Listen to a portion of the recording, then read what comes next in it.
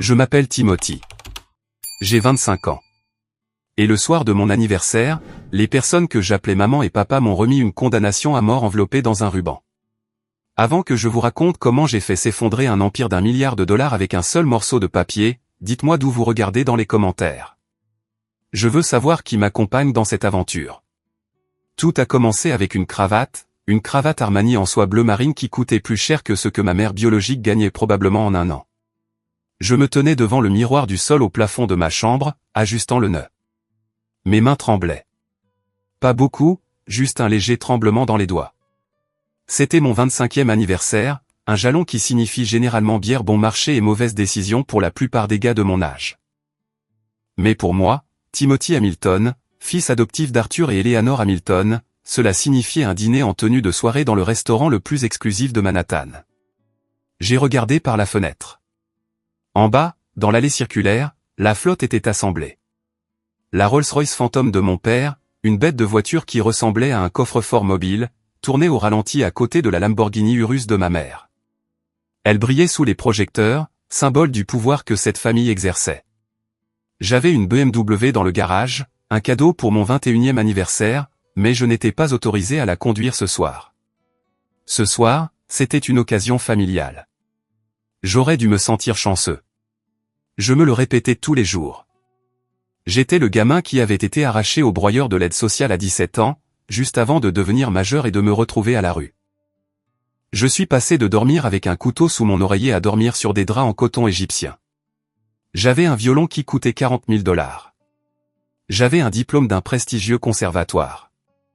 J'avais une vie que des millions de personnes tueraient pour avoir. Mais en serrant cette cravate, j'avais l'impression de me mettre la corde au cou.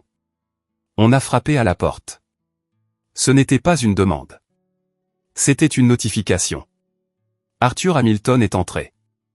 C'était un homme grand, aux cheveux argentés, portant un smoking qui lui allait comme une armure. Il ne m'a pas regardé. Il a regardé le miroir, vérifiant son propre reflet derrière moi. « Redresse-toi, Timothy », a-t-il dit. Sa voix était douce, comme un scotch cher, mais elle avait toujours cette brûlure froide en descendant.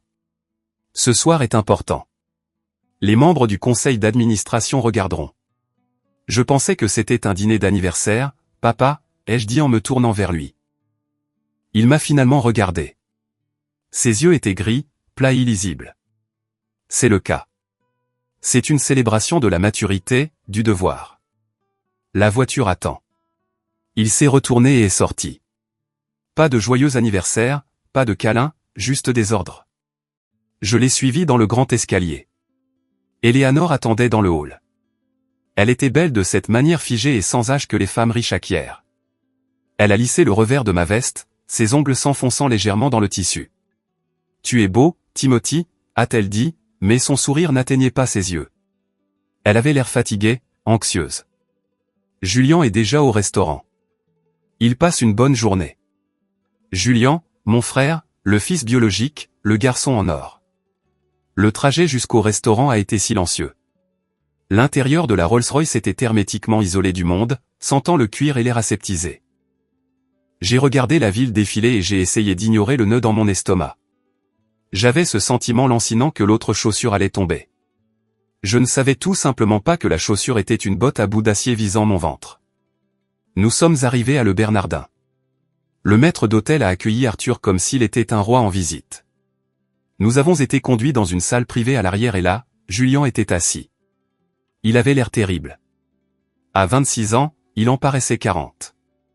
Sa peau était jaunâtre, ses yeux enfoncés, et il était mince, presque squelettique. Il sirotait de l'eau d'une main tremblante. Mais quand il m'a vu, ce ricanement familier a retroussé sa lèvre. « Joyeux anniversaire au remplaçant », a râlé Julian. Julian, a averti Arthur en prenant sa place. « Salut, Julian », ai-je dit en prenant la place en face de lui. « Tu as l'air reposé. »« Menteur », a-t-il craché. « J'ai l'air d'un cadavre, et tu le sais. »« Mais pas pour longtemps, n'est-ce pas, papa ?» J'ai regardé Arthur. Il n'a pas bronché. Il a fait signe au serveur de verser le vin. Un millésime nettement plus vieux que moi. Le dîner a été une performance angoissante. Nous avons parlé des cours de la bourse, du marché immobilier, de la nouvelle aile qu'Arthur construisait à l'hôpital. J'ai à peine goûté la nourriture. J'attendais le cadeau. Non pas que je sois avide, mais d'habitude, ils en faisaient tout un spectacle. Une montre, un portefeuille d'action, quelque chose pour montrer au monde à quel point ils étaient généreux envers leur cas de charité, leur fils. Quand les assiettes à dessert ont été débarrassées, Arthur s'est essuyé la bouche avec une serviette en lin et a posé une lourde enveloppe en manille sur la table. Il l'a fait glisser sur la nappe blanche vers moi. « Ton cadeau d'anniversaire », a dit Arthur. J'ai forcé un sourire. « Tu n'aurais pas dû, papa. » Est-ce l'acte de propriété du loft? Je demandais à déménager depuis des mois. « Ouvre-la », a chuchoté Éléanore. Elle serrait son verre de vin si fort que j'ai cru que la tige allait se casser. J'ai ouvert l'enveloppe. Il n'y avait pas d'acte de propriété, pas de chèque, pas de clé de voiture. C'était un dossier médical. Mon dossier médical. Première page, rapport de compatibilité HLA. Deuxième page, analyse de la fonction rénale. Troisième page, scanner de l'anatomie hépatique. J'ai froncé les sourcils, les regardant. Je ne comprends pas. Est-ce que quelque chose ne va pas chez moi? Suis-je malade? Arthur a pris une gorgée de son vin, ses yeux se fixant sur les miens. Au contraire, Timothy, tu es en parfaite santé. Nous nous en sommes assurés. Le régime, les entraîneurs personnels, les bilans de santé réguliers. Tu es un spécimen physique. Alors qu'est-ce que c'est? Julien est en insuffisance rénale terminale, a dit Arthur calmement, comme s'il discutait d'une fusion d'entreprises. Et son foie est en train de lâcher à cause de la toxicité des médicaments. Il n'a plus beaucoup de temps. Peut-être 2 mois. J'ai regardé Julien. Il souriait maintenant, un regard prédateur et affamé. Nous avons testé tout le monde, a interrompu Éléanore, sa voix tremblante. Personne n'est compatible. La liste d'attente est trop longue. Il mourra avant d'avoir un rein. Mais toi, Arthur a pointé du doigt le dossier. Tu es compatible. Parfaitement compatible. 6 antigènes sur 6. C'est un miracle, vraiment, étant donné qu'il n'y a aucun lien de sang. Mon sang s'est glacé. La pièce semblait basculer. Que voulez-vous dire? L'opération est prévue pour mardi, a dit Arthur. Le docteur Evans effectuera la transplantation. Nous prenons un rein et un lobe de ton foie. Le foie se régénère, Timothy. Tu iras bien dans quelques mois. Je me suis levé, la chaise raclant bruyamment contre le sol. Vous voulez mes organes? Vous me demandez de me faire opérer? Nous ne demandons pas Julien Harry, un son humide et rauque. Pourquoi penses-tu qu'ils t'ont sorti de ce tas d'ordures d'orphelinat? Parce qu'ils aimaient ton jeu de violon? Sois réaliste, Tim. Tu étais un investissement. J'ai regardé Éléanore. Maman, est-ce vrai? Elle a détourné le regard, les larmes coulant sur son visage. Nous t'avons donné une vie, Timothy. Nous t'avons sauvé. Tu nous dois ça. Tu nous dois tout. Julien est notre fils. Et moi, que suis-je? Ai-je chuchoté? Des pièces. Je ne suis qu'un entrepôt de pièces de rechange. Tu es ingrat. Arthur s'est levé, sa voix baissant d'une octave, se transformant en le grognement que je craignais. Nous avons dépensé des centaines de milliers de dollars pour toi. Nous t'avons nourri, habillé, éduqué. Maintenant, il est temps de payer la facture. Je ne le ferai pas, ai-je dit, ma voix tremblante mais forte. Je ne donnerai pas mon corps pour lui. Pas après ça. Tu n'as pas le choix, a dit Arthur en boutonnant sa veste. Tu es sous mon toit. Tu es sous mon contrôle financier. Si tu sors par cette porte sans accepter, tu perds tout. Le fonds en fiducie, la voiture, les relations, ta carrière. Je te mettrai sur liste noire dans tous les orchestres du pays. Je ferai en sorte que tu finisses dans le caniveau où je t'ai trouvé. Je les ai regardés, les trois, un front uni de monstres en vêtements de créateurs. Alors je suppose que je retourne dans le caniveau, ai-je dit. Je me suis retourné et je me suis dirigé vers la porte. Mon cœur battait contre mes côtes comme un oiseau pris au piège. Timothy, a crié Éléanore. Laisse-le partir, ai-je entendu Arthur dire calmement derrière moi. Il reviendra. Il ne sait plus comment survivre là dehors. Il est devenu mou. J'ai quitté le restaurant en trombe, dans l'air frais de la nuit. Je n'ai pas attendu le voiturier. Je n'ai pas regardé la Rolls-Royce. J'ai juste commencé à courir. J'ai couru jusqu'à ce que mes poumons brûlent et que mes chaussures chères me fassent des ampoules aux pieds. Je devais m'enfuir. Mais en courant, les mots d'Arthur résonnaient dans ma tête. Il ne sait pas comment survivre. Il avait tort. Je savais comment survivre, mais je ne savais pas que la chasse venait de commencer. J'ai couru pendant 6 pâtés de maison avant de me faufiler dans une station de métro bondée. L'adrénaline se dissipait, remplacée par une horreur froide et insidieuse. Je me suis appuyé contre le mur carrelé, haletant, agrippant les revers de mon smoking. Les gens me dévisageaient.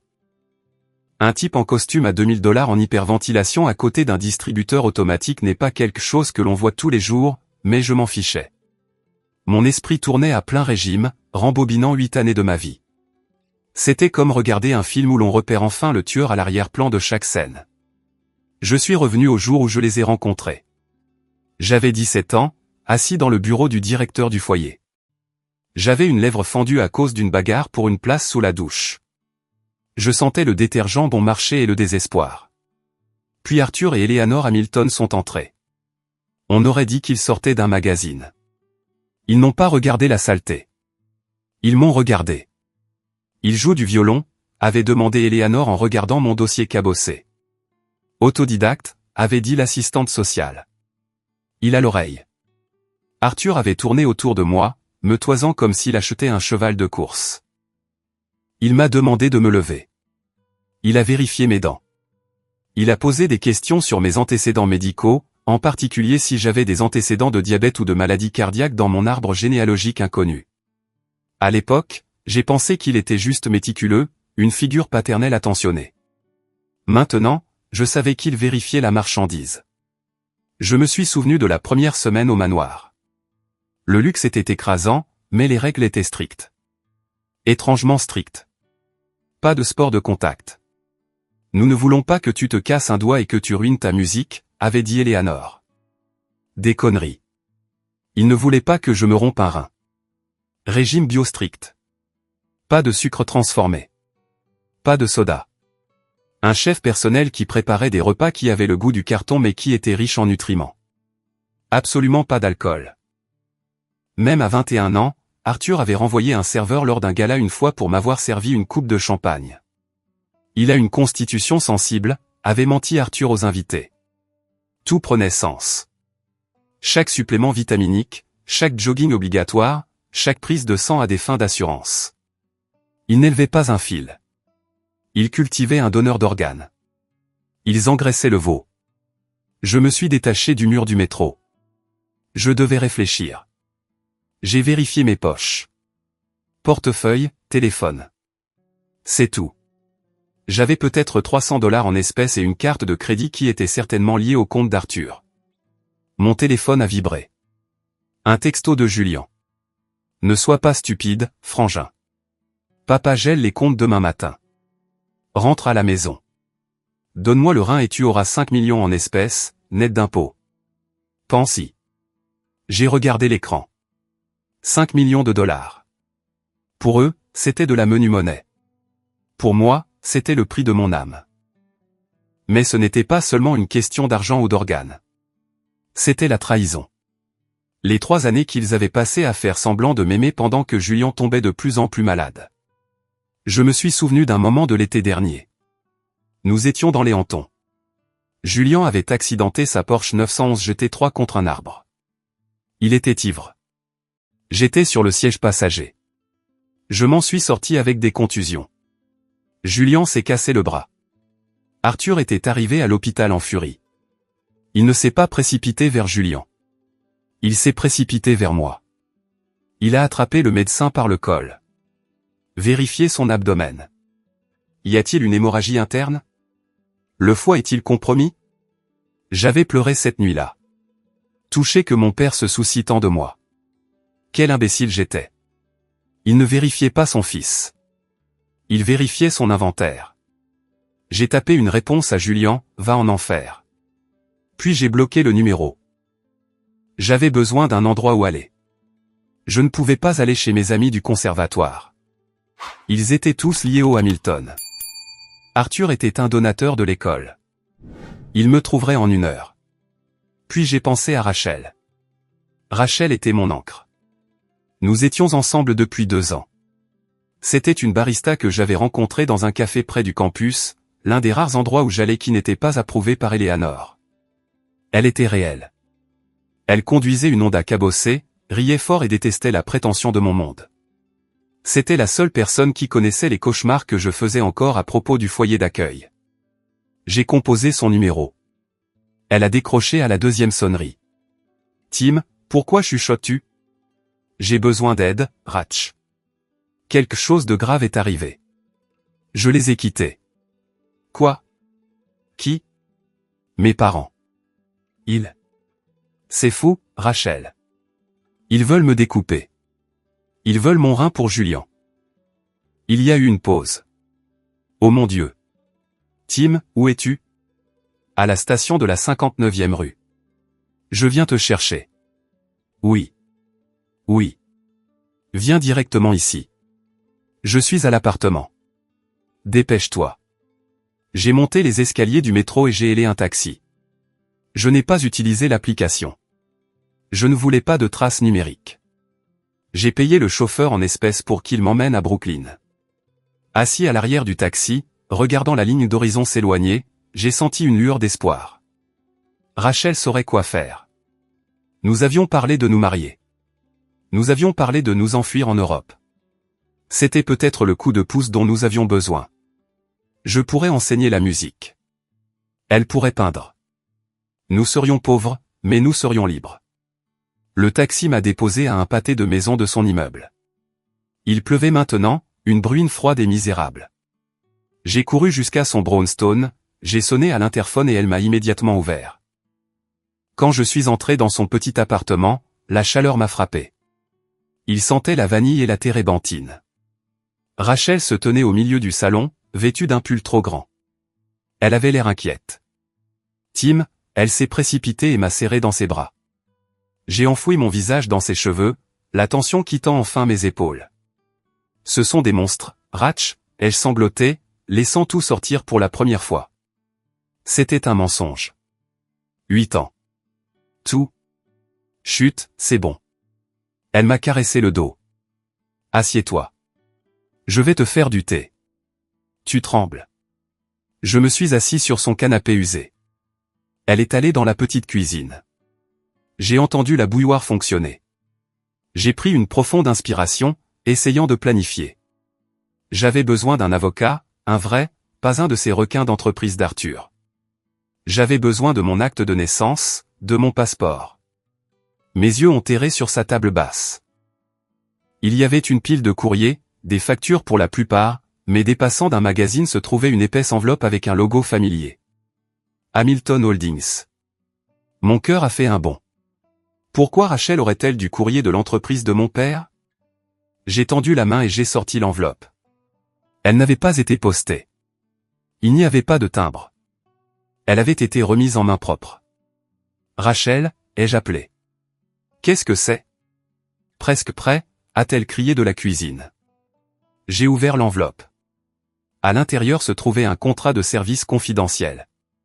Partie A, Arthur Hamilton. Partie B, Rachel Miller. Sujet, surveillance et stabilisation émotionnelle du sujet TH. Je ne pouvais plus respirer. Les mots dansaient devant mes yeux. Clause 4. Le fournisseur, Rachel Miller, accepte de maintenir une relation amoureuse avec le sujet, Timothy Hamilton, afin d'assurer sa stabilité psychologique et sa conformité avec la structure familiale. Clause 5. Le fournisseur doit signaler immédiatement tout comportement imprudent, abus de substances ou risque de fuite. Joint au contrat se trouvait un chèque daté d'hier. Montant, $100 000. Mémo, prime de rétention. La bouilloire a sifflé. Un son aigu et strident. Rachel est entrée avec 2 tasses. Elle a vu les papiers dans ma main. Elle s'est arrêtée net. L'inquiétude a disparu de son visage, remplacée par un air agacé, comme si elle avait été surprise en train de sauter une corvée. Tu n'étais pas censé voir ça, a-t-elle dit en posant les tasses. Toi, ai-je étouffé. Tu travailles pour eux. Elle a soupiré, croisant les bras. Tim, écoute. Ce n'est pas comme ça. Enfin, ça a commencé comme ça. Ils m'ont approché il y a 2 ans. Ils avaient besoin de quelqu'un pour te garder les pieds sur terre. Quelqu'un pour s'assurer que tu ne dérapes pas comme Julian. Tu as été payé pour sortir avec moi. Je me suis levé, le papier se froissant dans mon poing. Chaque rendez-vous, chaque baiser, la fois où nous sommes allés à la plage. C'était des heures facturables? Ne sois pas dramatique, a-t-elle dit, sa voix froide. Je tiens à toi, Tim, mais soyons réalistes. Tu es une vache à lait et ça. Elle a fait un geste vers son appartement. Cette vie est dure. Ton père a proposé de rembourser mes prêts étudiants et de me donner un salaire. Je serais une idiote de dire non. Je t'aimais, ai-je chuchoté. Et je t'aime bien, Tim. Vraiment. C'est pourquoi tu devrais m'écouter. J'ai appelé Arthur juste avant que tu n'arrives. Je me suis figé. Tu as quoi? Il est en route, a-t-elle dit en regardant sa montre. Avec l'équipe de sécurité. Tim, fais juste l'opération. C'est un rein. Les gens vivent avec un seul rein tout le temps. Avec l'argent qu'ils te donneront, on pourra vraiment avoir une belle vie. On pourra. Je ne l'ai pas laissé finir. J'ai jeté la tasse de thé chaud contre le mur à côté de sa tête. Elle s'est brisée, éclaboussant du liquide chaud partout. Elle a crié et s'est baissée. Je n'ai pas regardé en arrière. J'ai attrapé mon manteau et je me suis précipité vers la porte. Tim, tu ne peux pas t'enfuir, a-t-elle crié après moi. Ils ont des traqueurs surtout. J'ai claqué la porte et j'ai descendu les escaliers 3 par 3. Je suis sorti dans la rue juste au moment où un SUV noir tournait au coin. Ses phares balayaient la route mouillée par la pluie. Ils étaient là. Le SUV noir a freiné brusquement devant l'immeuble de Rachel. 2 hommes en costume sombre en sont sortis. La sécurité privée d'Arthur. Je les connaissais. L'un était Miller, un ex-militaire qui me conduisait à l'école. Il n'était pas là pour me conduire en classe ce soir. Je me suis caché derrière une camionnette garée, mon cœur battant contre mes côtes comme un marteau-piqueur. Vérifiez la sortie arrière, a aboyé Miller. J'ai rampé dans la direction opposée, en restant bas. Je connaissais mieux le quartier qu'eux. Rachel m'avait traîné dans toutes les boutiques vintage et les bars miteux dans un rayon de 5 pâtés de maison. J'ai traversé une ruelle qui sentait les ordures pourries et le carton mouillé, grimpant par-dessus une clôture en grillage. Ma veste de smoking s'est accrochée et s'est déchirée, mais j'ai continué à avancer. J'avais besoin d'un véhicule. Je ne pouvais pas utiliser d'application, pas de carte de crédit. J'étais un fantôme dans ma propre ville. J'ai couru jusqu'à ce que mes poumons brûlent, finissant près d'un garage de réparation automobile où je faisais du bénévolat le week-end. Une de mes rares rébellions contre la règle, pas de travail manuel, d'Arthur. Il était fermé, mais je savais où était cachée la clé de rechange de la dépanneuse. À l'intérieur du faux rocher creux près de la porte latérale. Je l'ai trouvé. Mes mains tremblaient en déverrouillant le vieux Ford F-150. Il sentait la graisse et le tabac rassis, l'odeur de la liberté. J'ai tourné la clé et le moteur a rugi. Je n'ai pas allumé les phares. J'ai quitté le parking en trombe, vérifiant le rétroviseur toutes les 3 secondes. J'ai conduit pendant 1 heure, sortant de la ville en direction du seul endroit où j'espérais qu'il ne chercherait pas, ou peut-être le seul endroit où il chercherait en dernier. Je me dirigeais vers le New Jersey, vers un parc de caravanes près de la route 9. Je devais trouver Doris. Doris était une infirmière qui avait travaillé pour la famille Hamilton pendant 10 ans. Elle avait été ma principale soignante à mon arrivée, vérifiant mes signes vitaux, organisant mes vitamines. Mais il y a 3 ans, elle a été licenciée brusquement. Eleanor a dit qu'elle volait de l'argenterie. Je ne l'ai jamais cru. Doris était la seule dans cette maison à m'avoir jamais regardé avec pitié au lieu d'évaluation. Je suis arrivé au parc de caravanes vers 2 heures du matin. La pluie avait cessé, laissant un brouillard épais. J'ai trouvé sa caravane, numéro 42. Une lumière était allumée à l'intérieur. J'ai frappé. Allez-vous-en. J'ai un fusil de chasse, a crié une voix rauque. Doris, c'est moi, Timothy. Timothy Hamilton. Silence. Puis le bruit de serrure qui tourne. La porte s'est ouverte en grinçant. Doris se tenait là, en peignoir à fleurs, tenant une batte de baseball, pas un fusil de chasse. Elle avait l'air plus âgée que dans mes souvenirs. Son visage était marqué par les difficultés. Quand elle m'a vu, trempé, le smoking déchiré, les yeux hagards, elle n'a pas posé de questions. Elle a juste reculé. Entre ici, garçon. Avant que les moustiques ne laissent entrer le diable. Je suis entré. La caravane était exiguë mais propre. Des photos de chats partout. As-tu tué quelqu'un? A-t-elle demandé en verrouillant la porte. Non, mais ils pourraient me tuer, ai-je dit. Ils veulent mon rein, Doris. Pour Julian? Doris a laissé échapper un long soupir, posant la batte. Elle s'est dirigée vers une armoire et en a sorti une bouteille de whisky. Elle a versé 2 verres. Je savais que ce jour viendrait, a-t-elle dit en me faisant glisser un verre. J'espérais juste que tu serais plus âgé ou plus loin. Tu savais. Pourquoi penses-tu qu'ils m'ont renvoyé, Tim? Je n'ai pas volé d'argenterie. J'ai trouvé les dossiers. Quel dossier? Bois, a-t-elle ordonné. J'ai bu le whisky. Il brûlait, mais il a stabilisé mes mains. Doris est allée dans sa chambre et est revenue avec une boîte en métal rouillé. Elle l'a posée sur la table et l'a ouverte. À l'intérieur se trouvaient des papiers, de vieilles photos et des coupures de journaux. Tu penses que tu es le premier? A-t-elle demandé doucement. J'ai froncé les sourcils. Le premier quoi? Le premier fils qu'ils ont sauvé. Elle a sorti une photo. Un garçon d'environ 16 ans, souriant à côté d'Arthur devant la même Rolls-Royce. Mais ce n'était pas moi et ce n'était pas Julian. C'est Marc, a dit Doris. Adopté en 2010. Un garçon en bonne santé, mort sur la table d'opération 1 an plus tard. Insuffisance cardiaque, ont-ils dit, mais il a donné un poumon à Julian avant de partir. Elle a sorti une autre photo. Un garçon latino, c'est Léo, adopté en 2013, disparu après 6 mois. Ils ont dit qu'il s'était enfui, mais j'ai vu les registres des déchets médicaux. Tim, j'ai vu les formulaires d'élimination des tissus. Je me suis senti mal.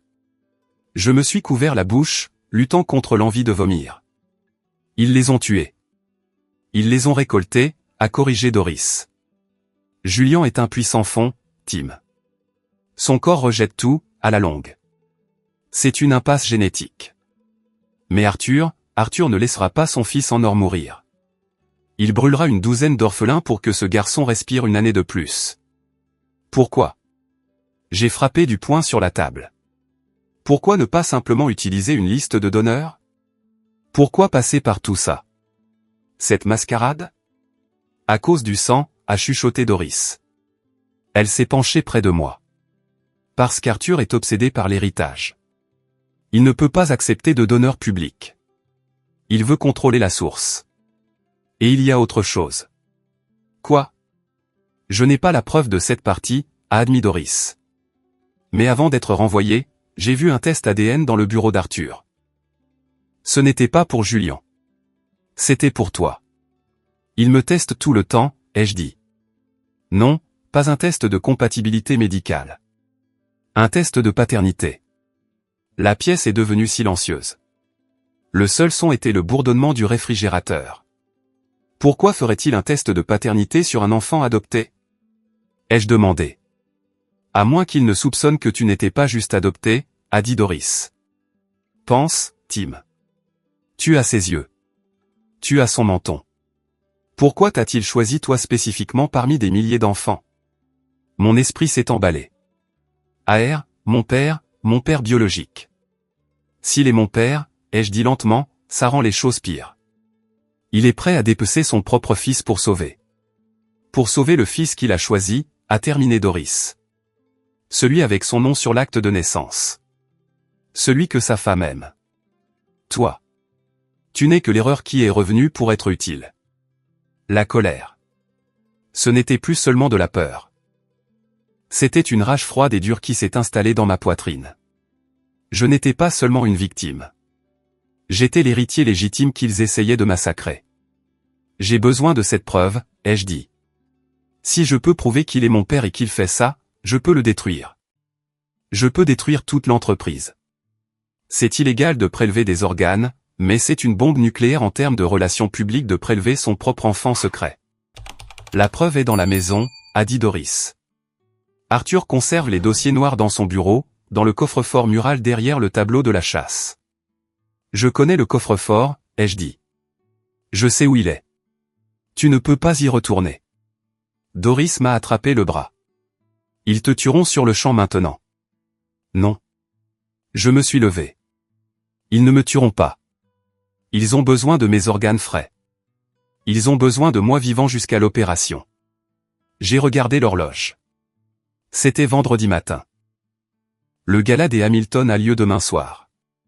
Ai-je dit. La maison sera pleine de sénateurs, de juges, de célébrités. La sécurité se concentrera sur le périmètre pour tenir les paparazzis à l'écart. L'intérieur. L'intérieur sera chaotique. Tu es fou, a dit Doris. Mais elle souriait un peu. Tu vas cambrioler Arthur Hamilton? Non, ai-je dit en boutonnant ma veste déchirée. Je vais réclamer mon héritage. Le plan était suicidaire. Je le savais. Mais fuir signifiait regarder par-dessus mon épaule pour le reste de ma vie. Arthur avait l'argent pour me trouver n'importe où sur Terre. Si je voulais vivre, vraiment vivre, je devais couper la tête du serpent. J'ai passé la journée dans la caravane de Doris à me préparer. Je me suis teint les cheveux en noir avec une teinture bon marché. Je me suis rasé la barbe. J'ai troqué mon smoking en lambeaux contre une combinaison de mécanicien que j'ai trouvée dans le camion. J'ai appelé Marcus. Marcus était un gars avec qui j'avais grandi dans le foyer avant d'avoir de la chance. Il tenait maintenant un magasin de réparation d'électronique louche dans le Queens. Yo, Timmy le riche, a répondu Marcus, tu t'encanailles? J'ai besoin d'une faveur, Marcus. Une grosse. J'ai besoin d'un brouilleur. Quelque chose qui coupe les signaux Wi-Fi et cellulaires locaux pendant environ 5 minutes. Et j'ai besoin d'un drone. Tu prévois un braquage ou une fête? Les deux. Tu peux le faire pour toi? Bien sûr, mais ça va te coûter. Pas de l'argent. Je veux monter dans cette fantôme. Si on réussit, Marcus, je te donnerai la fantôme. Nous nous sommes rencontrés dans un dîner près des limites de la ville. Marcus m'a tendu un sac à dos. Le brouilleur de signaux et la boîte noire. Le drone est dans la mallette. Il a une caméra dont le flux est lié à ce téléphone jetable. Quelle est la cible? Ma maison, ai-je dit. Marcus a sifflé. Merde. Querelle de famille. Guerre, ai-je corrigé. Le samedi soir est arrivé. Le domaine des Hamilton était illuminé comme Versailles. Une file de limousines serpentait dans l'allée. J'observais depuis les bois bordant la propriété. La sécurité était stricte. Des gardes avec des oreillettes à la porte. Des chiens patrouillant le long de la clôture. Mais je connaissais la faiblesse. L'entrée des livraisons. Les traiteurs entraient et sortaient en masse. Des camionnettes pleines de champagne, de caviar et de sculptures de glace. J'ai attendu qu'une camionnette de Pierre S. Catering ralentisse pour passer la porte de service. Je suis sorti des bois et j'ai roulé sous le châssis. Je me suis accroché au soubassement graisseux, mes muscles criant alors que la camionnette cahotait sur les pavés. Nous avons passé le point de contrôle. Livraison de cuisine. Allez-y. La camionnette s'est arrêtée au quai de chargement. Je suis tombé et j'ai roulé dans l'ombre du conteneur à ordures. J'étais dedans. Je me suis glissé dans la cuisine par la porte latérale. C'était le chaos. Des chefs qui criaient, des serveurs qui couraient avec des plateaux. Dans ma combinaison, je ressemblais juste à un autre agent d'entretien réparant un lave-vaisselle. J'ai attrapé une caisse de légumes et j'ai traversé la cuisine. La tête baissée. J'ai atteint l'ascenseur de service. Je l'ai pris jusqu'au 2e étage, les quartiers de la famille. Le couloir était vide. Tout le monde était en bas dans la salle de bal. Écoutant Arthur prononcer son discours sur la générosité et le sauvetage de vie. L'ironie me faisait bouillir le sang. Je me suis glissé vers le bureau principal. La porte était verrouillée. J'ai utilisé une clé à tension et un crochet, une compétence que j'ai apprise dans les foyers d'accueil, pas au conservatoire. La serrure a cliqué. Je suis entré et j'ai fermé la porte. Le bureau sentait le cigare et le vieux cuir. Je suis allé directement au tableau, Une immense peinture à l'huile d'une chasse au renard. Je l'ai ouvert. Il y avait le coffre-fort, un clavier numérique. Je n'avais pas le code, mais je connaissais Arthur. C'était un narcissique. Il n'utiliserait pas un nombre aléatoire. Il utiliserait une date significative pour son succès. J'ai essayé la date de création de l'entreprise. Erreur. J'ai essayé son anniversaire de mariage. Erreur. Un dernier essai avant que le système ne se verrouille et n'alerte la sécurité. J'ai pensé à ce qui comptait pour lui. Pas moi, pas sa femme. Julian. J'ai tapé l'anniversaire de Julian. Erreur. Paniqué. La sueur perlait sur mon front. Pense, Tim. Qu'est-ce qui compte pour lui? Puis ça m'a frappé. Le jour où il m'a acquis. Le jour où son investissement a été sécurisé. J'ai tapé la date de mon adoption. Clic. La lumière verte a clignoté. La lourde porte s'est ouverte. J'ai failli rire. J'étais la combinaison. J'étais la clé de son coffre de plusieurs façons. J'ai regardé à l'intérieur. Des liasses de billets, des passeports, et là, au fond, un classeur en cuir noir, le même que Doris avait décrit. Je l'ai ouvert. Sujet, Timothy. Analyse de paternité ADN. Probabilité de paternité, 99,99%. Père, Arthur Hamilton. Mère, Maria Santos, décédée, ancienne femme de ménage. J'ai regardé le papier. Maria. Je me suis souvenu d'elle. C'était une femme qui me donnait des bonbons quand j'étais petit, avant le foyer d'accueil. Attends, non. La chronologie était fausse. J'ai lu plus loin. Arthur a eu une liaison avec la femme de ménage. Elle est tombée enceinte. Il l'a payée pour qu'elle disparaisse. Elle m'a mis dans le système. Des années plus tard, quand il a eu besoin d'un donneur compatible pour Julian, il m'a retrouvé. Il n'a pas adopté un étranger. Il a récupéré sa propriété mise au rebut. Et puis j'ai vu la page suivante. Un plan intitulé « Contingence post-opératoire ». Le sujet TH souffrira probablement d'une insuffisance hépatique due à une extraction excessive. Soins palliatifs organisés dans un établissement en Suisse. Ordre de ne pas réanimer juin. Ils ne prévoyaient pas que je me rétablisse. Ils allaient m'exploiter à fond et me laisser mourir dans un hôpital de luxe à l'étranger. J'ai pris le classeur. C'était ça. Le coup de grâce. Soudain, la poignée de la porte a tourné. Je me suis figé. J'ai entendu une voix dans le couloir. J'ai vu quelqu'un entrer là-dedans. Monsieur Miller. J'étais piégé. J'ai regardé la fenêtre. Une chute du 2e étage jusqu'à la terrasse. En bas, des centaines d'invités sirotaient du champagne. Je n'ai pas couru. J'ai sorti le téléphone jetable que Marcus m'avait donné. Je l'ai connecté au système audiovisuel de la maison. Arthur aimait ses fonctionnalités de maison intelligente. J'avais les codes d'accès de l'époque où je vivais ici. Je piratais les haut-parleurs pour jouer du rock. J'ai lancé une prise de contrôle de l'écran de projection principal et du système de sonorisation de la salle de bal. La porte s'est ouverte en grand. Miller et Arthur se tenaient là. Miller avait une arme. Arthur avait l'air choqué, puis furieux. Timothy, a grondé Arthur. Pose ce dossier. Bonjour, papa, ai-je dit en tenant le classeur. Ou devrais-je dire, donneur biologique? Le visage d'Arthur est devenu pâle. Tu n'as aucune idée de ce que tu fais. Je sais exactement ce que je fais, ai-je dit. J'ai tapé sur l'écran de mon téléphone. Je suis en train de vous présenter au monde. L'air dans le bureau était si épais qu'on aurait pu s'étouffer.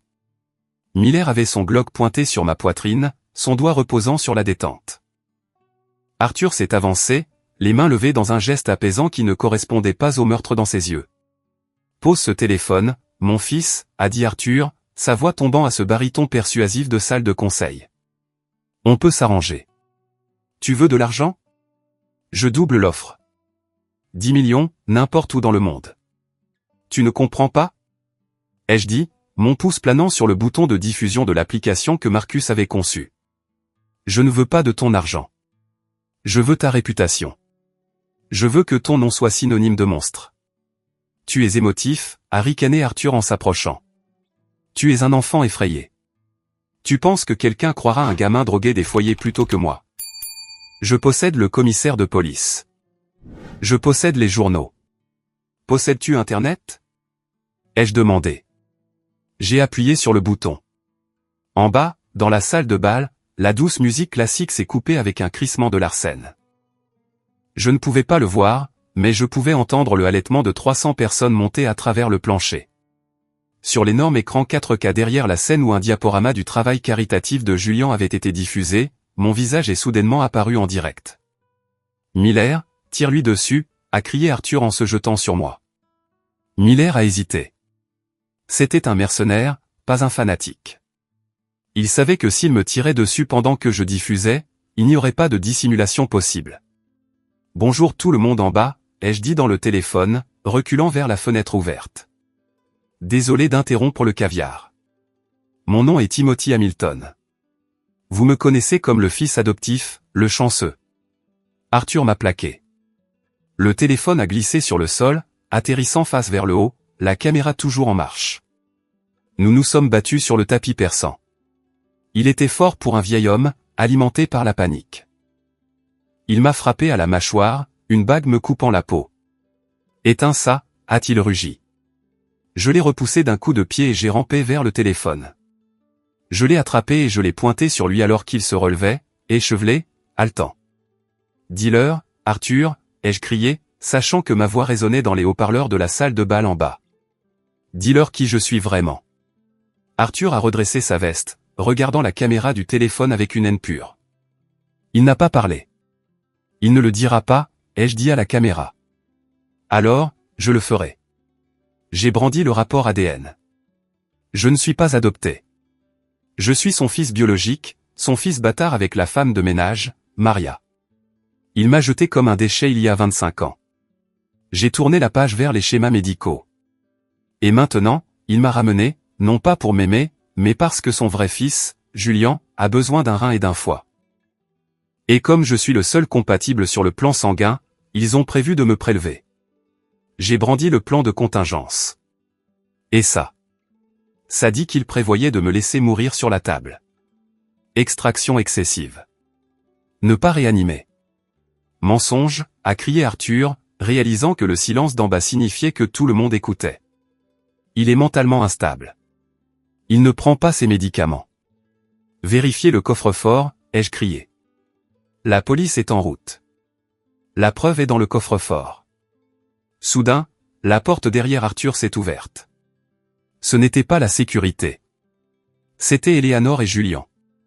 Julian s'appuyait lourdement sur Eleanor, ressemblant à un fantôme en smoking. Il a regardé Arthur, puis moi, puis le téléphone. Papa, a sifflé Julian. C'est vrai? Est-il? Est-il vraiment ton fils? Arthur s'est retourné. Julian, retourne te coucher. Tu m'as dit qu'il n'était personne, a dit Julian, sa voix gagnant une force étrange. Tu as dit qu'il n'était qu'un récipient. Tu as dit qu'il n'avait pas d'importance. Il n'a pas d'importance, a lancé Arthur. Tu es l'héritier. Tu es le Hamilton. Mais c'est ton sang, a ri Julian, un son maniaque et aigu. Et moi, je ne le suis pas, sommes-nous sûrs que c'est moi que tu veux sauver, papa? C'était la touche finale. Julian, dans sa maladie et sa jalousie, a réalisé l'ironie. Le remplaçant était le vrai fils. Le prince était l'étranger génétique. Tais-toi. Arthur a giflé Julian. Un craquement sec qui a résonné dans le téléphone. En bas, le pandémonium a éclaté. Je pouvais entendre des sirènes au loin. Des lumières bleues et rouges ont commencé à clignoter contre le plafond du bureau. Miller a regardé la fenêtre, puis Arthur. Il a rengainé son arme. Je ne vais pas payer pour ça, Artie. Il s'est retourné et est sorti. Miller, reviens ici, a crié Arthur. J'ai bougé vers la fenêtre. Les voitures de police envahissaient l'allée, bloquant les Rolls-Royce et les Ferrari. C'est fini, Arthur, ai-je dit. Tu as perdu. Arthur m'a regardé, son visage s'effondrant. Le masque du titan milliardaire est tombé, ne laissant qu'un vieil homme effrayé et cruel. Je t'ai tout donné, a-t-il chuchoté. Je t'ai fait. Tu as fait de moi un survivant, ai-je dit. J'ai grimpé par la fenêtre, glissant le long du treillis juste au moment où l'équipe du SWAT défonçait la porte d'entrée. J'ai touché l'herbe et j'ai couru, non pas loin de la maison cette fois, mais vers la barricade de la police. J'ai levé les mains, le classeur serré dans une main, le téléphone dans l'autre. Je suis le gars à l'écran, ai-je crié. Ne tirez pas. Un détective m'a attrapé, me tirant derrière un véhicule de police. Ça va, gamin? Ça va maintenant, ai-je dit. J'ai regardé la maison. J'ai vu Arthur être emmené menotté, la tête baissée. Eleanor suivait, pleurant dans un mouchoir. Et à la fenêtre de l'étage, j'ai vu une silhouette. Julian, regardant son monde s'effondrer. Les heures suivantes ont été un tourbillon de postes de police, de déclarations et de flashs d'appareils photo. Parce que j'avais diffusé en direct l'aveu et l'agression, ils ne pouvaient pas s'en sortir. La vidéo avait 5 millions de vues avant même que je finisse mon café dans la salle d'interrogatoire. Ils ont arrêté Arthur et Eleanor pour complot en vue de commettre un meurtre. Trafic d'êtres humains, c'était un peu tiré par les cheveux, mais le procureur était ambitieux, et pratiques médicales illégales. Je me suis assis dans la salle d'attente du commissariat, enveloppé dans une couverture grise. L'adrénaline était retombée, me laissant tremblant et épuisé. La porte s'est ouverte. C'était le détective Miller. Aucune parenté avec le garde du corps. Il m'a tendu une tasse d'eau tiède. « Votre avocat est là », a-t-il dit. Enfin, il dit qu'il est votre avocat. Un type nommé Vance. Vance est entré. C'était le requin qu'Arthur détestait le plus. Un avocat d'affaires qui essayait de poursuivre Hamilton Holdings depuis des années pour des violations environnementales. Il m'a regardé avec un sourire qui aurait pu décaper de la peinture. « Monsieur Hamilton », a dit Vance. Ou devrais-je dire, le nouveau Monsieur Hamilton, j'ai vu votre spectacle. Magnifique. Je n'ai pas d'argent pour vous payer, ai-je dit d'une voix rauque. Oh, vous en aurez, a dit Vance en s'asseyant. Gamin, vous êtes le fils biologique d'Arthur Hamilton. Vous venez de le prouver au monde entier. Et comme il va en prison pour avoir essayé de vous tuer, et qu'Eleanor est complice, devinez qui contrôle les actions avec droit de vote de l'entreprise. J'ai cligné des yeux. Julian. Julian n'est pas du même sang, a tapoté Vance sur la table. Et légalement, si nous demandons l'annulation de votre adoption pour fraude puisqu'ils ont caché votre paternité, vous redevenez son héritier biologique. Nous pouvons geler leurs actifs d'ici demain. Nous allons les poursuivre pour tout. Dommages et intérêts, détresse émotionnelle, tentative de coups et blessures. On prendra la maison, les voitures, l'entreprise, tout. Ça sonnait bien. Mais je ne me souciais pas de l'entreprise. Je me souciais de ma sécurité. Et Julian ? Ai-je demandé. Il est à l'hôpital Saint-Jude, a dit Vance. Sous garde policière. Son état est critique. Sans la transplantation, Vance a haussé les épaules. Le karma est une garce. Je suis sorti du commissariat à l'aube. Les paparazzis étaient là, un mur de flash. Je me suis frayé un chemin à travers eux, montant dans la voiture de Vance. Mon téléphone, que la police m'avait rendu, a explosé de notifications. Des milliers de messages. Un CD marqué. Rachel. Tim, s'il te plaît, appelle-moi. J'avais peur. Ils m'ont menacé. Je t'aime. S'il te plaît, laisse-moi t'expliquer. J'ai regardé le message. Je me suis souvenu du chèque. 100 000 $. C'était le prix de mon cœur. Je n'ai pas répondu. Je ne l'ai pas bloqué. J'ai juste supprimé la conversation. L'indifférence est une punition pire que la haine. Elle devrait vivre en sachant qu'elle avait misé sur le mauvais cheval.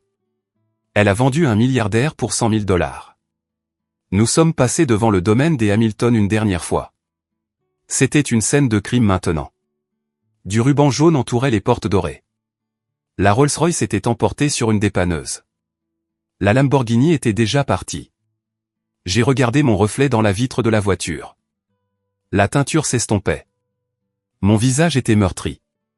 Ma lèvre était coupée. Mais mes yeux étaient clairs. Pendant 25 ans, j'avais été un pion, un projet d'orphelin, une pièce de rechange. Aujourd'hui, j'étais juste Timothy. Et pour la première fois de ma vie, l'avenir ne leur appartenait pas. Il m'appartenait. 6 mois. C'est exactement le temps qu'il faut pour démanteler une dynastie, si vous retirez la bonne brique de la fondation. La dernière fois que je vous ai parlé, je tremblais à l'arrière d'une voiture de police, regardant les lumières bleues clignoter contre le manoir qui était autrefois ma prison. Aujourd'hui, la vue est un peu différente. Je suis assis dans un bureau en hauteur à Midtown, regardant les fourmis qui s'agitent sur le trottoir. En face de moi, à mon bureau, se trouve Vance, mon avocat, qui sourit actuellement comme un requin qui vient de sentir le sang dans l'eau. La bataille juridique n'a pas été un combat. Ce fut un massacre. Lorsque le test ADN est devenu public, l'Empire Hamilton ne s'est pas seulement fissuré. Il s'est brisé. Le conseil d'administration a évincé Arthur en 48 heures pour sauver le cours de l'action. Ça n'a pas marché. L'enquête a révélé que les dons de bienfaisance qu'Arthur avait faits à certains hôpitaux étrangers étaient en fait des paiements pour un réseau de trafic d'organes sur le marché noir. Nous avons passé des semaines en déposition. Je suis resté assis dans une pièce qui sentait le café rassis et le parfum cher, regardant mes parents se retourner l'un contre l'autre. C'était fascinant et horrifiant. La procédure de divorce a commencé avant même le procès pénal. Eleanor a affirmé qu'elle était victime de la coercition d'Arthur, qu'elle ne connaissait pas le plan de me laisser mourir. Arthur a affirmé que c'était l'idée d'Eleanor, que son obsession de sauver Julian les avait conduits à la folie. Ils se sont déchirés comme des chiens affamés. Et moi, je regardais simplement. Vance s'est penché en avant, faisant glisser un épais document sur le bureau en acajou. Le juge a signé la saisie des actifs ce matin. Tim, c'est fait. L'héritage n'attend plus leur mort. Comme le tribunal a annulé votre adoption pour fraude et a rétabli vos droits de paternité biologique, et compte tenu du jugement civil pour la tentative de coups et blessures, vous le possédez. Vous possédez la maison. Vous possédez les actifs liquides de la société holding. Vous possédez les voitures. Et les dettes ? Ai-je demandé. Les amendes pénales sont lourdes, a admis Vance. Mais après avoir liquidé la succession, vous repartirez avec assez pour ne plus jamais toucher un violon si vous ne le voulez pas. Je ne veux pas de la maison, ai-je dit immédiatement. Brûlez-la, je m'en fiche. Nous la mettons aux enchères, a corrigé Vance. Ainsi que la flotte. D'ailleurs, la vente aux enchères des véhicules a lieu demain. J'ai pensé que vous voudriez y être. Pour tourner la page et tout ça. Je suis allé à la vente aux enchères. Elle se tenait dans un entrepôt haut de gamme dans le New Jersey. Je me tenais à l'arrière, vêtu d'un sweat à capuche et d'un jean, regardant de riches collectionneurs enchérir sur les vestiges de mon traumatisme. J'ai regardé la Lamborghini Urus, la fierté d'Eleanor, la voiture qu'elle utilisait pour se rendre à ses déjeuners de charité, être vendue à un PDG de la Silicon Valley. J'ai regardé la Porsche 911 GT3 de Julian, celle qu'il avait accidentée et remplacée comme un jouet, aller à un jeune homme qui ressemblait trop à Julian à mon goût. Puis est venue la Rolls-Royce Phantom, le trône sur roue d'Arthur, la voiture dans laquelle je n'avais pas le droit de respirer de travers. Alors que le commissaire-priseur énumérait les spécifications, j'ai senti une main sur mon épaule. C'était Marcus. « Tu vas enchérir, patron ?» a demandé Marcus. « Tu m'as promis un tour. »« Je ne l'achète pas, Marcus, ai-je dit. Je la laisse partir. » Le marteau est tombé. Vendu pour 400 000. On fera un tour dans quelque chose de mieux, ai-je dit à Marcus. Quelque chose qu'on aura gagné. Mais la vraie clôture n'était pas les voitures. C'était la visite que j'ai faite 2 jours plus tard. Je suis allé à Riker Island. Arthur y était détenu sans caution, considéré comme un risque de fuite élevé. Le voir en combinaison orange, dépouillé de ses costumes italiens et de sa dignité, était déconcertant. Il avait l'air plus petit. La présence imposante qui remplissait autrefois une pièce avait disparu, remplacée par la posture affaissée d'un vieil homme vaincu. Il a décroché le téléphone à travers le plexiglas. Il ne m'a pas regardé. Il a regardé ses mains.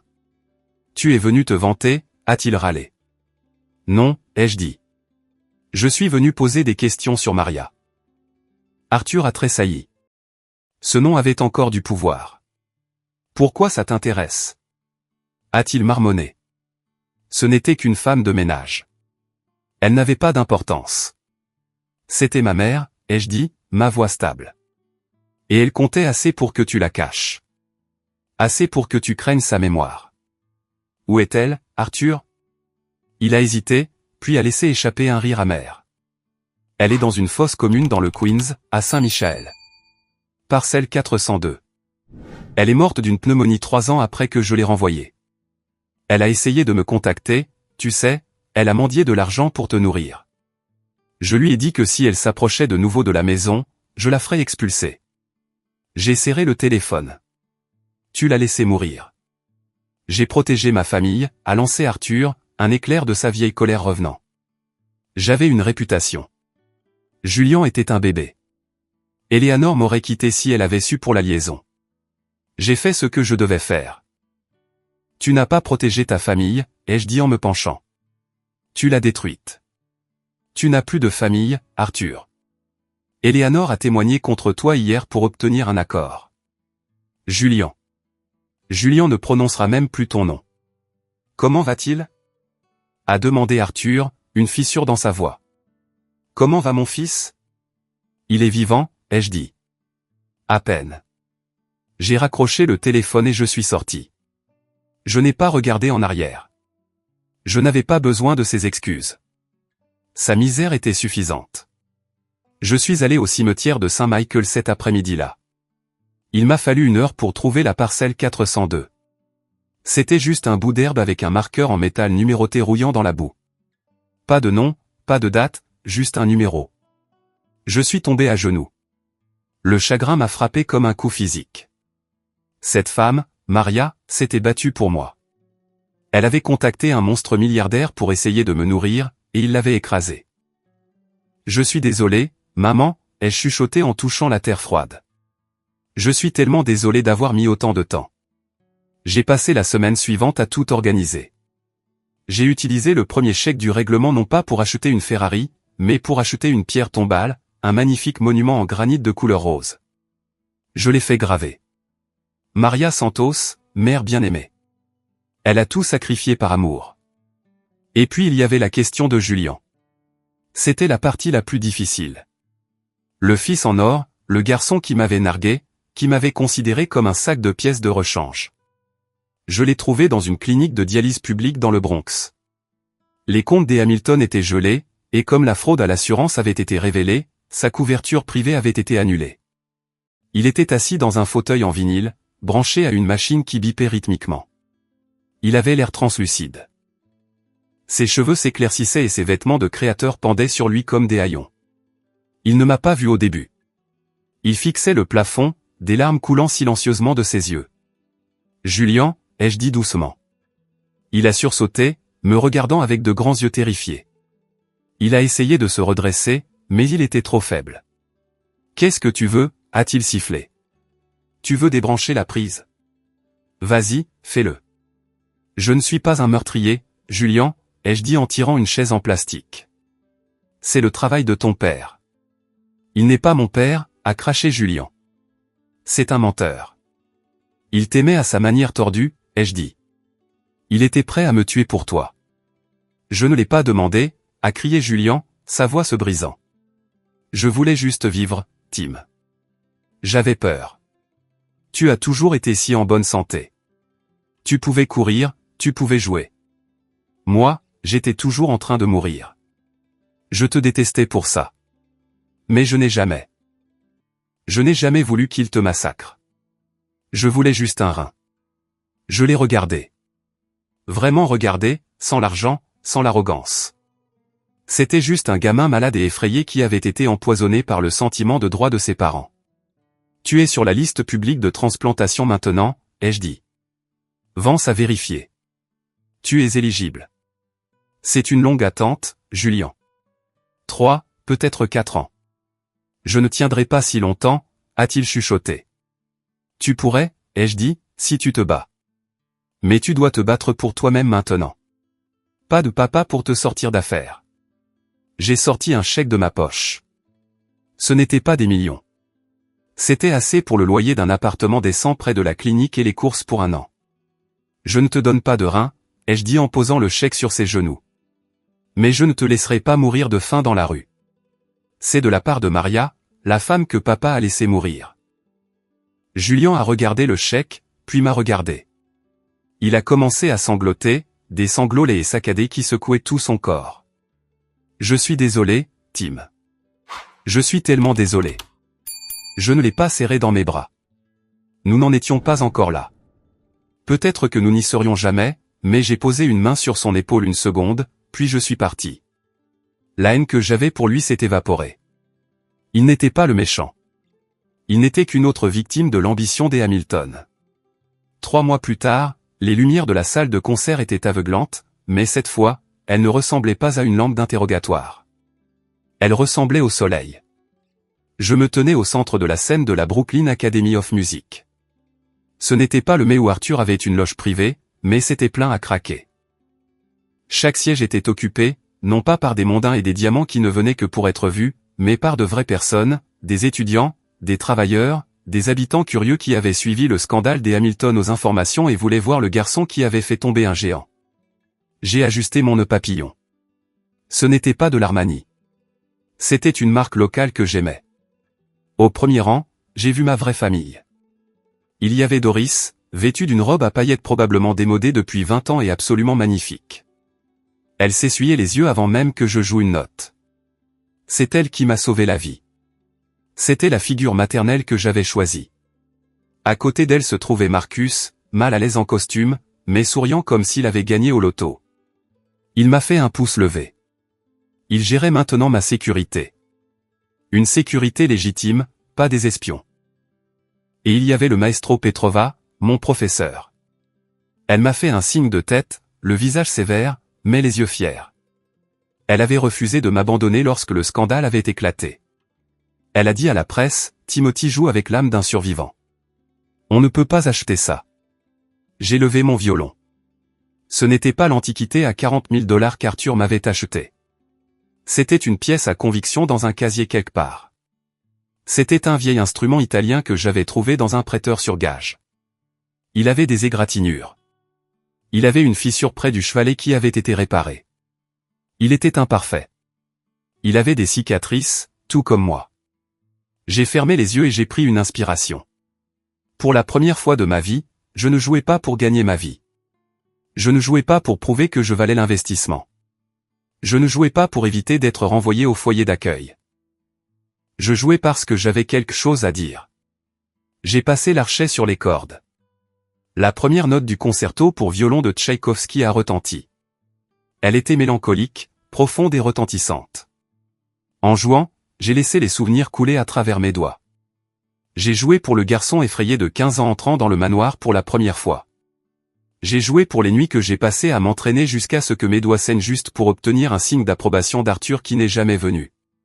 J'ai joué pour la trahison de Rachel, la douleur qui ressemblait à un couteau dans la poitrine. J'ai joué pour Maria, allongée dans la terre froide du Queens, enfin remémorée. J'ai joué pour Julian, branché à une machine, apprenant ce que signifie être humain. La musique a enflé, passant de la tristesse à la colère, puis enfin au triomphe. C'était une tempête et j'en étais l'œil. J'ai ressenti une puissance que je n'avais jamais ressentie auparavant. Ce n'était pas la puissance de l'argent ou du statut. C'était la puissance de la vérité. Quand j'ai frappé la note finale, coupant l'archet dans l'air, le silence a régné dans la salle un instant. Puis l'explosion. Les gens n'ont pas seulement applaudi. Ils se sont levés. Ils ont acclamé. J'ai vu Doris sangloter ouvertement maintenant. Marcus sifflait avec 2 doigts. J'ai baissé le violon et je me suis incliné. Pas la révérence raide et formelle qu'Arthur m'avait apprise. Une révérence profonde et sincère de gratitude. Je suis sorti de scène, la sueur coulant dans mon dos, me sentant plus léger que l'air. En coulisses, Doris m'a enveloppé dans une étreinte qui sentait la lavande et les vieilles cigarettes. Tu l'as fait, gamin. Tu l'as vraiment fait. On l'a fait, ai-je dit. Vance était là aussi, vérifiant son téléphone.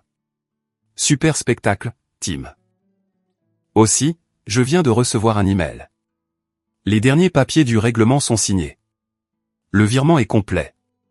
Vous êtes officiellement libéré du nom Hamilton si vous le souhaitez. Vous pouvez le changer en Santos demain. J'y ai pensé. Santos, le nom de ma mère. Non, ai-je dit en essuyant la colophane de mes mains. Je garde Hamilton. Vance a haussé un sourcil. Vraiment? Après tout ça. Arthur Hamilton a fait en sorte que ce nom soit synonyme de cupidité et de cruauté. Ai-je dit? Je vais lui donner un autre sens. Je vais utiliser son argent pour réparer le système d'aide sociale à l'enfance qu'il a exploité. Je vais financer la recherche sur le don d'organes pour que des gens comme Julian n'aient pas à dépendre des marchés noirs. Je vais nettoyer le nom. Vance a souri, un sourire sincère cette fois. C'est un sacré plan. Je suis sorti par la porte de la Seine dans la fraîche nuit de New York. L'air avait un goût sucré. Il n'y avait pas de SUV noir qui attendait pour me ramener dans une cage dorée. Juste un taxi jaune, le métro et les possibilités infinies d'une vie qui était enfin vraiment la mienne. J'ai levé les yeux vers la lune. C'était la même lune qui brillait sur l'orphelinat, la même lune qui brillait sur le manoir. Mais ce soir, elle semblait plus brillante. J'avais perdu mes parents. J'avais perdu ma petite amie. J'avais perdu l'illusion d'une vie parfaite. Mais j'avais trouvé ma voie. Et c'était un échange que je referais 1000 fois. Ce voyage d'un enfant de foyer terrifié à un survivant se tenant dans sa propre vérité m'a appris une leçon qu'aucune somme d'argent ne pourrait jamais acheter. Nous grandissons en pensant que la famille est tout. On nous enseigne que les liens du sang sont plus forts que tout et que nous devons une loyauté aveugle à nos parents simplement parce qu'ils nous ont donné la vie ou un toit au-dessus de nos têtes. Mais mon histoire est la preuve que parfois, les personnes qui sont censées vous protéger sont celles qui tiennent le couteau. Voici la vérité que je veux que vous reteniez aujourd'hui. La famille ne se définit pas par l'ADN, et elle ne se définit certainement pas par l'argent. La famille, ce sont les gens qui vous soutiennent quand vous n'avez rien. La famille, ce sont les gens comme Doris, qui a risqué sa sécurité pour m'ouvrir une porte au milieu de la nuit. La famille, ce sont les gens qui vous aiment pour qui vous êtes, pas pour ce que vous pouvez leur donner. Si vous êtes dans une situation où vous vous sentez utilisé, contrôlé ou valorisé uniquement pour votre utilité, que ce soit par un partenaire, un patron ou même vos parents, s'il vous plaît, sachez ceci. Vous avez le pouvoir de partir. Ce sera effrayant. Cela pourrait vous coûter du confort, mais votre dignité et votre vie valent plus que n'importe quel héritage. Vous n'êtes pas une pièce de rechange dans la vie de quelqu'un d'autre. Vous êtes le personnage principal de la vôtre. Je veux vous entendre. Que signifie la vraie famille pour vous? Sont-ce les personnes avec qui vous êtes né ou celles que vous avez trouvées en chemin? Laissez un commentaire ci-dessous avec votre histoire ou si cette vidéo a résonné en vous, commentez simplement « bien » pour que je sache que nous sommes sur la même longueur d'onde. Merci d'avoir écouté mon histoire. Restez en sécurité, restez fort et ne laissez jamais personne mettre un prix sur votre âme. Andrew, how weird does it feel for you to play Bedrock again? Because it feels really weird for me.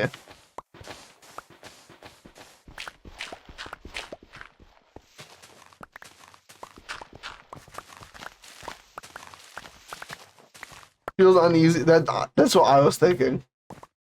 It's like it's a challenge for me. That's what I see it as.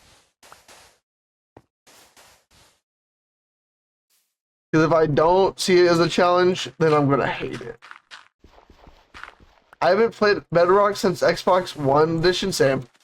Oh no, not Sam. I played before. After I'm in. All right, good. I'm hungry. Have good food.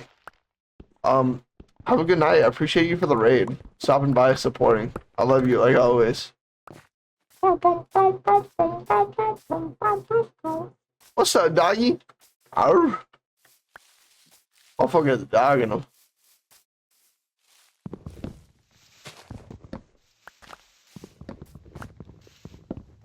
Lacking for real.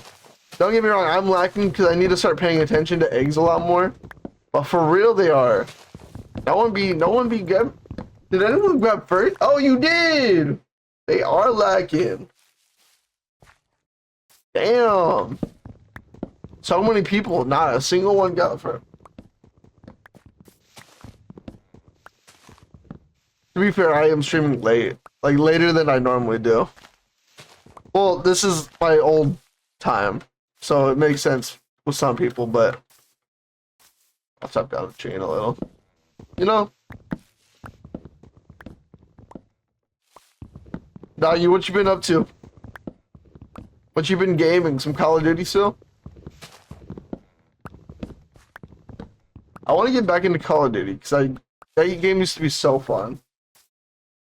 But I feel like it's just nostalgic that I'm trying to hunt for. Xbox 360 edition. Playing the tutorial again on Xbox. I miss the tutorial. The first ever tutorial, I miss it.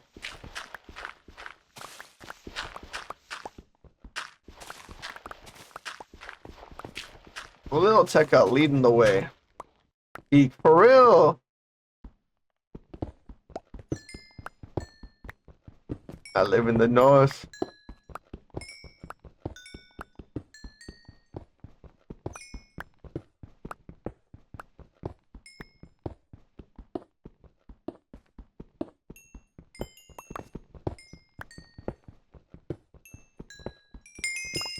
I miss Asuka because I would have told Asuka to get me a Fortune 3 pickaxe and he would have.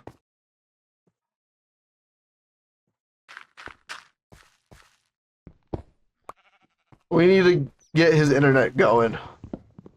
Just so he could be my slave in this.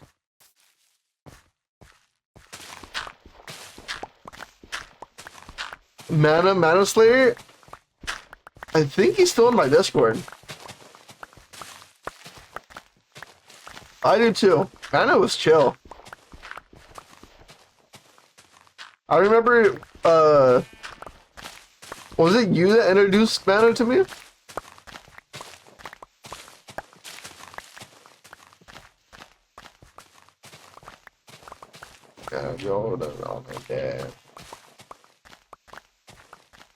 I'm pretty sure you are the one that... Oh my god, wait. No, you introduced him to me? Okay. Oh, I think Gravity... You remember Evolve Gravity? I believe he might have showed me who Mana is. You hate him? Oh, damn. I didn't really know the beefs that happened back then. I was kind of a stupid little kid. I'm still stupid, but like I'm not little anymore.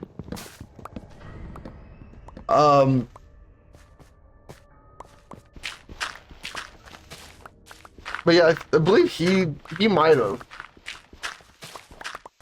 And then I met Mario from Mana Slayer.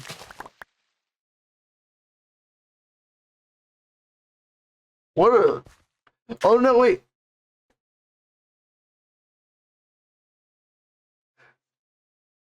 Division.